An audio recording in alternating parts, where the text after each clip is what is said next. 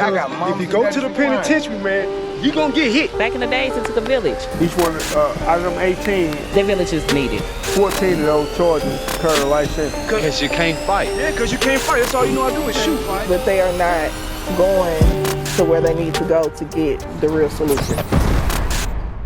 All right, respect.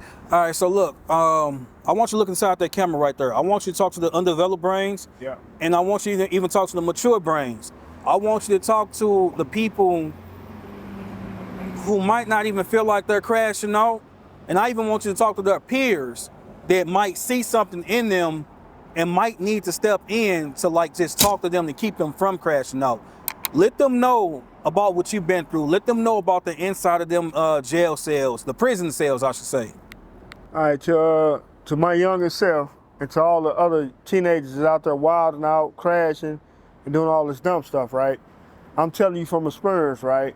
The dudes that we looked up to, the killers, the drug dealers and all that, when I went to prison and met these dudes, the majority of them had changed their life. I'm like, man, what is you doing? He's like, I'm in the law library, man. I'm trying to get out of prison. I got life without for shooting at these people, for doing this and that and the other, right?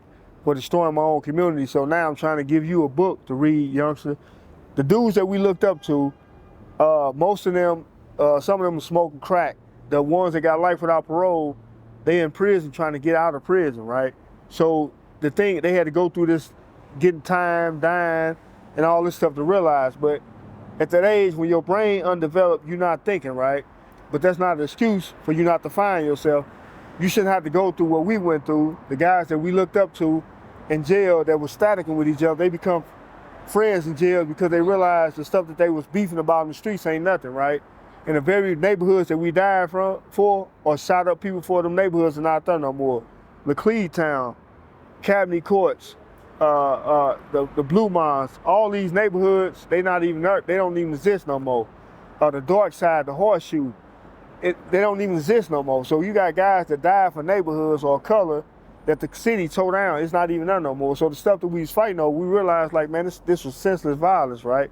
But it took years later for us to realize that, and them guys still sitting in the jail cell with a life sentence, man.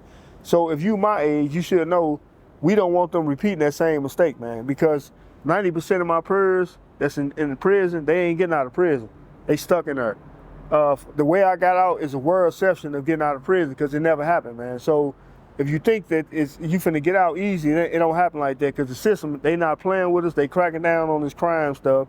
And when you look at it, it's no successful drug dealer, man. There's no way out. When they come, they taking everything you work for, or if you get locked up, your family gonna take it. You can't make bond. Whatever money you was making going to a lawyer, it's no sense in the game. It ain't no way of doing it. It's always a legal way to do it where you can get legal money. You still can be a hustler, but you can do it legally. And that's the only way to do it.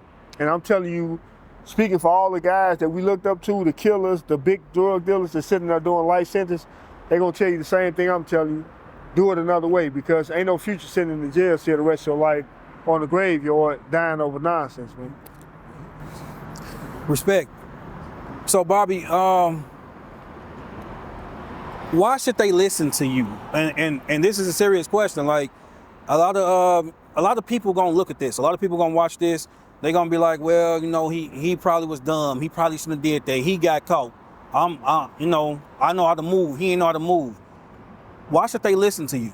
Listen to me because it is here, man. When I sat on the prison block, if it was 5 of us, at least one of them dudes is innocent, right? So it ain't no smart way to do crime, right? You might say, okay, I was stupid. I should have did it like this. Out of 10 lifers, all 8 of us in there thinking like, man, if I'd have went this way, if I'd have went that way, or if I wouldn't have had dude with me, et cetera, ain't no way of getting around. You're gonna get caught. If it wasn't for that crime, it's gonna be for something else. Look at the cameras, man. Put on GPS. They got cameras everywhere. Ain't no getting away with this stuff, man. Even back in my time, it's always gonna catch up to you, right? So the senses of these crimes, it don't make sense. The stuff that we killing people for, stealing cars, or joyriding, or taking people's stuff, and their insurance premiums go up. People can't afford their insurance. The stuff we doing to destroy our own communities, it makes no sense. When you go to prison, your family do time with you. You don't do your time alone. Your parents do time with you. People suffering. Your household suffering. How people, if they barely can pay the bills, they got to come see you in jail. They got to send you money in jail, money that they don't have. They got to come and see you in jail. When your mom go to sleep at night, when you sit in the jail cell, she not going to sleep peaceful. She worried about you. So we killing our own people. We stressing our family out. The crimes that we commit against people that look like us, right? So listen to me because of this here, right? The crime that I got locked up for wasn't the first crime I committed. It's other crimes that I didn't get caught for. It's crimes that plenty of criminals didn't get caught for. And then when you do that one crime, it ain't no you got away with it. It's you got caught this time, right? So when you do get caught, don't look at the world like, okay, if I'd have did this or if I'd have did that, it ain't no way around it, man. So even though I did crash, listen to me because I'm telling you from the smartest criminals in the world that did get caught eventually, how they sitting in the cell, the smartest guys in the world, they can't get out of prison, no matter how much they know, right? Once they catch up with you, it ain't worth it, right? So listen to me, man, because I'm still serving 241 years, right? Even though I'm out on parole right now, I still got 241 years. My sentence didn't change.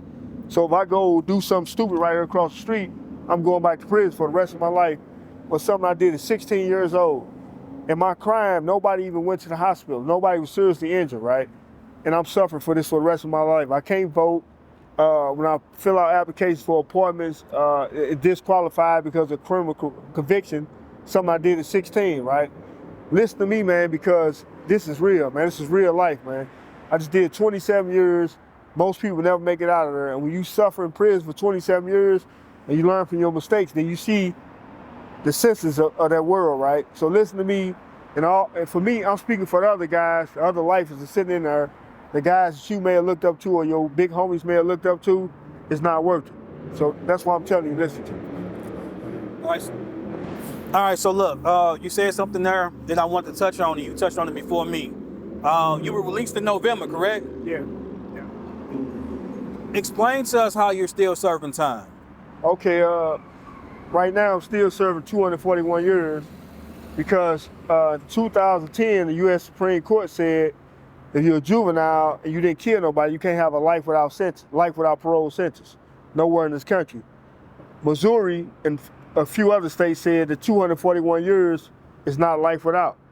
So the courts, I was there in the court. The court said that on 241 years ain't life without, even though the judge told me I would die in prison. So there was no way for me to get out of prison in the judicial system. The only way I could have got out was they had to change the law. And in Missouri, they passed a law, Senate Bill 26, inspired by my situation, that allowed any juvenile who served 15 years or more to go up for parole after he served 15 years. I had already served 26. So by me having served 26 years, I went up for parole on my 26th year and they gave me a year out date. And I got out November 9th, 2022, and I've been out 8 months now. Wow.